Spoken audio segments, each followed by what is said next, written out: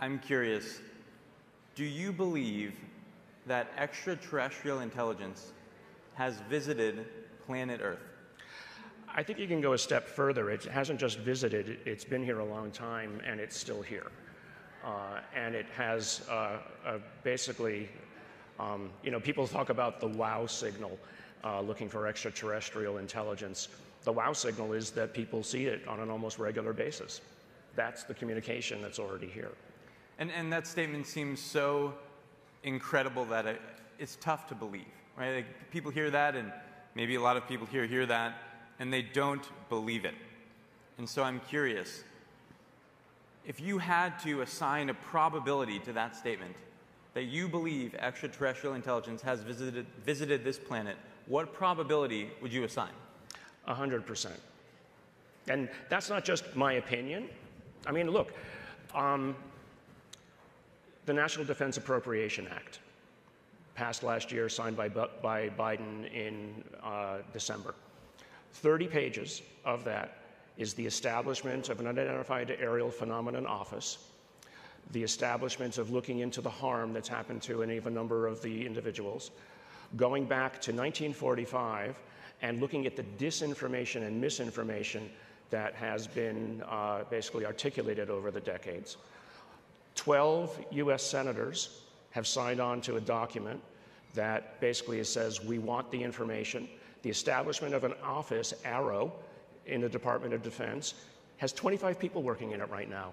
And what's their goal? Collecting the information across all of the U.S. Department of Defense intelligence offices, and collation of that into a uniform format for the very first time, and provision of that then to Congress, the creation of a whistleblowers program specifically that allows people from within, who, I'm going to say this, who've been working on the reverse engineering programs, reverse engineering of objects, so that they can come in and break their oaths, but it's specifically just to talk to Congress and give that information in classified settings. And that the most recent one that happened was just last weekend, and it created quite a hornet's nest in Washington. And so let's just create kind of like a logical framework here. So we start at the top. We say now there's 100% probability that extraterrestrial intelligence has visited Earth. Now we have to go down to why that statement may be true, why you believe that statement is true. What is the evidence? And I think perhaps we all may have to read between the lines a little bit here. You may not maybe divulge everything, but in your opinion, what do you believe to be the most compelling evidence to support that statement? Well, I think the most compelling evidence is you just need to look at what your government is doing right now about it. I mean, just go and look at the number of politicians, and this is interesting, on both sides of the aisle who have come together and signed off on this statement. I mean, I was involved last year with putting together some of the wording of the NDAA, which was passed into law. So, I mean, so what are they basing their opinions on? They're basing their opinions on the dozens of individuals who, in one manner or another, have come forward and talked to them in classified settings. So that's the first thing. Then my personal experiences with the individuals well, the one person who actually was involved with collecting a lot of that original information, and then my experience with people who, frankly, I know have worked or are working on the reverse engineering programs. Okay, so let's take one step back. Reverse engineering programs. Of downed craft. Now, the first question that people will ask is, well, if they're so frigging advanced, why are they crashing? Because what's crashing is not actual living things. I mean, I use this example a lot. If you wanted to study a tribe of cannibals in the middle of the Amazon, are you going to go yourself and show up in the middle of the tribe and not hopefully become dinner on the other side of it? So if you're an advanced intelligence, I don't think we're all that advanced, frankly. You're not going to basically put your life and limb at risk by coming here. So mostly what you're seeing here are either drones or some sort of advanced AI or whatever it is. I mean, look, we're already dealing with an alien intelligence in our own emails, right? Our own Chat GPT, et cetera. We don't even know what it's doing. So imagine if you were a million years ahead of us. How do you have a dialogue with something like that? Or what is it that could possibly do? Yeah. And I'm glad that we've got some people here to witness these statements. I think they're very consequential. And so we start with now 100% probability of extraterrestrial intelligence. We go to evidence. We now talk about downed craft. We see the government moving in a certain direction. Presumably, the downed craft is made of some material. Presumably, we could test that material. I know you've done a little bit of work firsthand. You have seen some material. Do you want to talk about that a little bit? Right. Well, so what is it that you hope to discover out of a material? So let's just go back, just briefly, and why would you want to do it in the first place? So basically, a grain of silicon, back in the 50s or 60s, changed our entire culture and world, right? So something as small as that, the discovery of what you could accomplish with a little piece of germanium doped with the right elements, changed our understanding. Now, so we have multiple simultaneous sensor systems that have seen these objects go from 50 feet above the water to up to 14 miles and then back in less than a second, all right? That's just a truth. The U.S. government has confirmed that these kinds of measurements have done. Now, they're very careful what they say. They say, well, we have no evidence of ET. Well, because, no ET is going to come walking in here and say hello, right? But if you read between the lines on the flip side of it, it does stuff that we can't do. We know that the Russians and the Chinese are not doing. And so if you can go from 0 to 5,000 miles an hour and take a right turn and not end up squished like a bug on the windscreen on the other side, if they have windscreens, then what is the physics that accomplishes that? So what that tells you is that we need to rethink our physics, first of all, to say that, well, we saw birds fly, so it took us 3,000 years and we figured out how to fly. But now we see these things doing this. So what is it that lets us do? So I know some of the physicists on the inside who work at some of these big defense corporations who basically said, oh, well, here's how you tweak even general relativity to accomplish that. But then you say, well, how much energy is needed to do it? Well, more than the whole nuclear output of the planet per day, per movement. So you start to backtrack and you say, okay, well, who could do that? Well, we can't. Will we be able to do it in 1,000 years?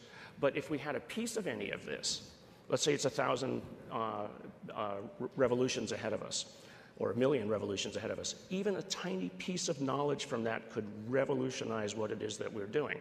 I'm always looking for the opportunity. I look at the upside of this. I'm not worried about them coming and raiding us or taking our women and children. That's not my concern. My concern is how do we use it? Yeah. And I'm curious, do you have confidence that us collectively, will have material, literal physical material to evaluate, to analyze? Yes, 100%. 100% again, okay. It's there. It's there. I can say this. I was working with a group about 7-8 years ago, and I literally got within a few weeks of gaining access to one of the objects. And when the people who didn't want us to gain access to it found out about it, they pulled some bureaucratic administrative tricks and snatched it away. It's wild. And so now we have you, Dr. Nolan, making this bold statement. You are well positioned to make this statement. Now maybe we get into some fun. Let's feel comfortable hypothesizing a little bit as to what is happening. What is it, right? And nobody's going to hold you to this, right? Now maybe we go down from 100% probability to now we're speculating. Right. Okay? Now let's speculate together. What do you think it is? Right. So to do that, I'll start with kind of a mantra I've had for the last while. So, individual experiences of what people see is an anecdote, but an anecdote doesn't convince a scientist. What is it that convinces a scientist? Data, right? What doesn't convince scientists? A conclusion. So really the objective here, and what has allowed me to actually talk to some of my scientist colleagues who first said, Gary, you're going to ruin your career. Well, okay, whatever, it's too late for that.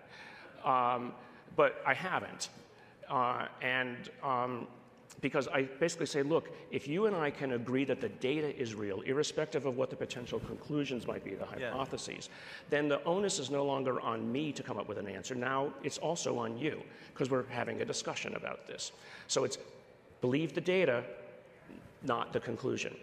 So you see the data, and that's where the fun is. That's where the hypothesis starts. So, you know, people have come up with all kinds of ideas, everything from future humans, future AI coming back to us because somehow they figured out time travel, to what's called the ultra-terrestrial hypothesis that they are part of. I'm sure some people here at least know what a von Neumann probe is, right? This idea of a self-replicating machine that could have been developed by a technology or a civilization on the other side of the galaxy that even in just a few 100 million years could make its way by conventional means all the way across the galaxy.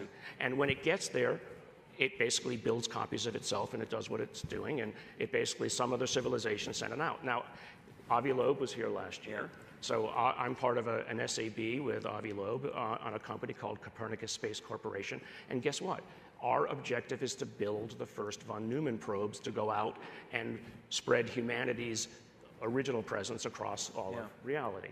So that's one of the others. Yeah. A third one is... Well, what do you, Garry, Dr. Nolan, you have to speculate. What do you think it is? Let's be bold. I think it is an advanced form of intelligence, something that we don't understand, that is using some kind of intermediaries, however it is, like I said about the, you know, you're not going to end up in the middle of the tribe, the angry monkeys that are flinging muck at each other, or nuclear bombs.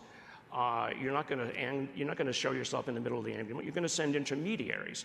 You know, it's not that they walk amongst us, that you know, wearing a skin suit are actually the alien, right? No, you're going to basically put something there that is, I think of it as an intelligence test.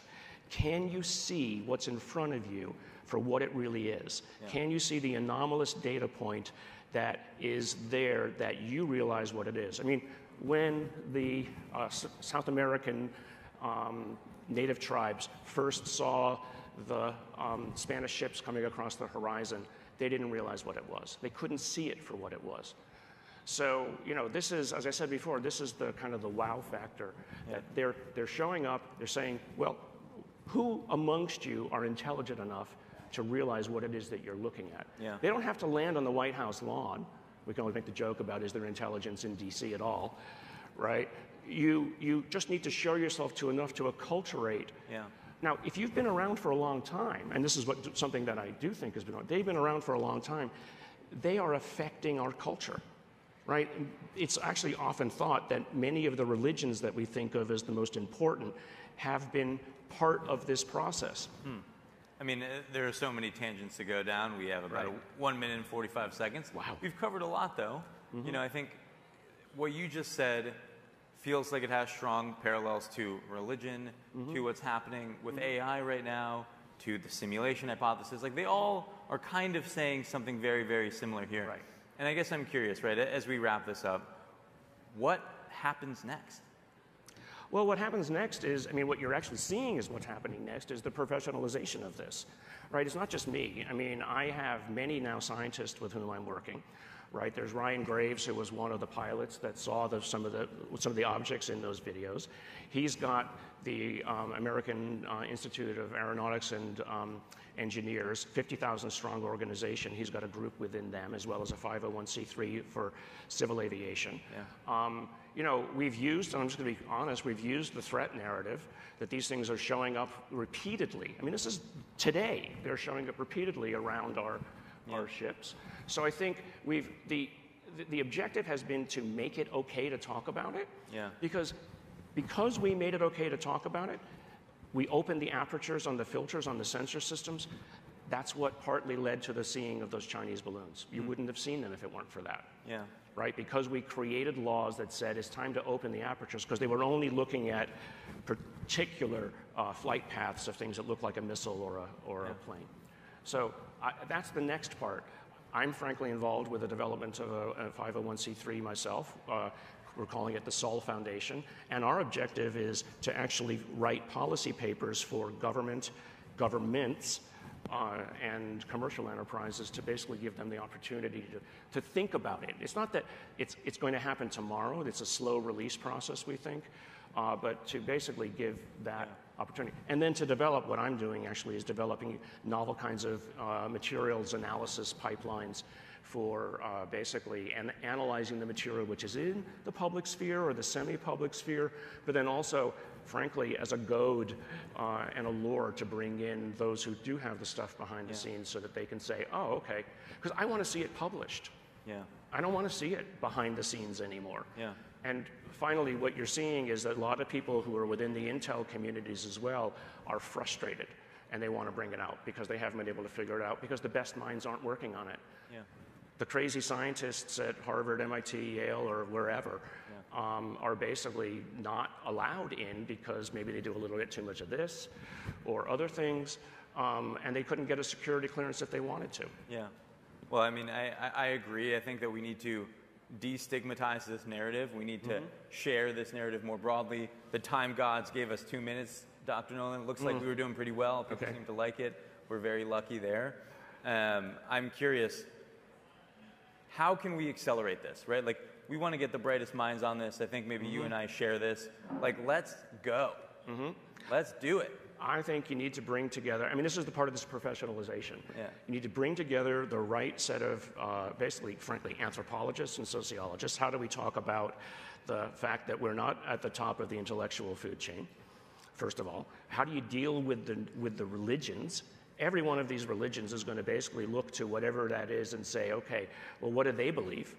Right? We know that the Vatican is involved. I mean, and I'm working with people who are working with the Vatican to basically get them. They've already said, this is very arrogant, they've already said, well, of course they can be Christians.